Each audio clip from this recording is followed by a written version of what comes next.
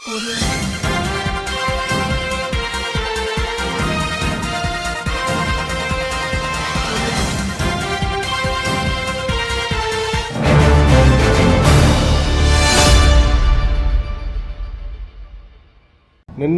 గౌరవ మాజీ ముఖ్యమంత్రి గారు కె చంద్రశేఖరరావు గారు చాలా రోజుల తర్వాత బయటకు వచ్చి రాష్ట్రం మీద రాష్ట్ర పాలన పైన అక్కస్తో దుమ్మెత్తి పోసినటువంటి విధానం చాలా ఆశ్చర్యం అనిపించింది.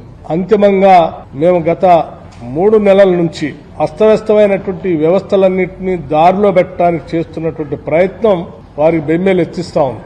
ఆయన బాధంతా ఎన్నికల్లో ఓడిపోయిన తర్వాత అంతా తనమ్మటే ఉంటారు, తను చెప్పినట్టుగా వింటారు, తను గీస్తే గీత దాటరు అని చెప్పుకునేటువంటి టీఆర్ఎస్ పార్టీలోని నాయకులంతా పార్టీ వదిలిపెట్టి కాంగ్రెస్ పార్టీలో పెద్ద ఎత్తున చేరుతా ఉంటే దాని నుంచి తప్పించుకోవటానికి తన పార్టీకి సంబంధించిన కొద్ది మంది కార్యకర్తల్ని కాపాడుకోవటం కోసం చేస్తున్నటువంటి ప్రక్రియలానే కనిపించింది తప్ప దాంట్లో ఏమాత్రం వాస్తవాలు లేవు.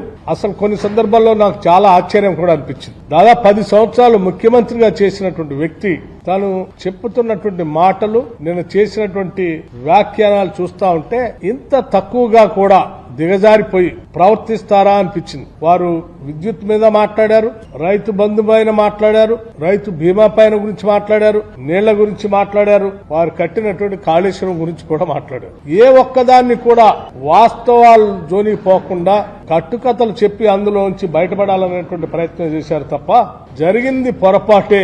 కనీసం మీరు ఇప్పటికైనా మీరైనా సరి చేస్తా ఉన్నారు, సంతోషిస్తాంలే అనేటువంటి మాట వారి నుంచి వస్తుందని ఆశించారు. కానీ వారి మాటలన్నీ వింటా ఉంటే నిన్న వారు ప్రెస్ అడ్రస్ చేసినటువంటి ప్రాంగణం, ఆ ప్రాంగణమే వారు మాట్లాడేటువంటి మైక్ గాని మిగతాది కానీ కరెంటు సంబంధం లేకుండా జనరేటర్ పెట్టుకుని వారు ఆ మీటింగ్ అడ్రస్ చేస్తూ ఆ జనరేటరో లేకపోతే ఆయన అడ్రస్ చేసే మైక్ సిస్టమో ఆగిపోతే దానికి కూడా చూసారా కరెంట్ ఎట్లా కట్ అయిపోయిందని అన్నాడు. వాస్తవాలన్నీ కూడా పచ్చిగా మా డిపార్ట్మెంట్ శాఖకు సంబంధించినటువంటి వాళ్ళందరూ అక్కడే ఉండి పూర్తి సమాచారం ప్రజలకు తెలియజెప్పేటట్టుగా బహిర్గతపరిచిన తర్వాత నిజంగా నాయకులు ఈ స్థాయిలో ఉన్నటువంటి వాళ్ళు ఇంత చిన్న వాటికి ఇట్లా దిగజారిపోయి ప్రజలను తప్పుదోవ పట్టిస్తారని నేను ఊహించుగా. ఆయన చాలా మాటలు మాట్లాడారు. కట్టిన ఇల్లేనా పెట్టిన పొయ్యేనా దాన్ని కూడా నడపలేరా అని. కట్టిన ఇల్లు పెట్టిన పొయ్యి కాదు, కట్టిన ఇల్లుని తగలబెట్టిపోయినావు నువ్వు.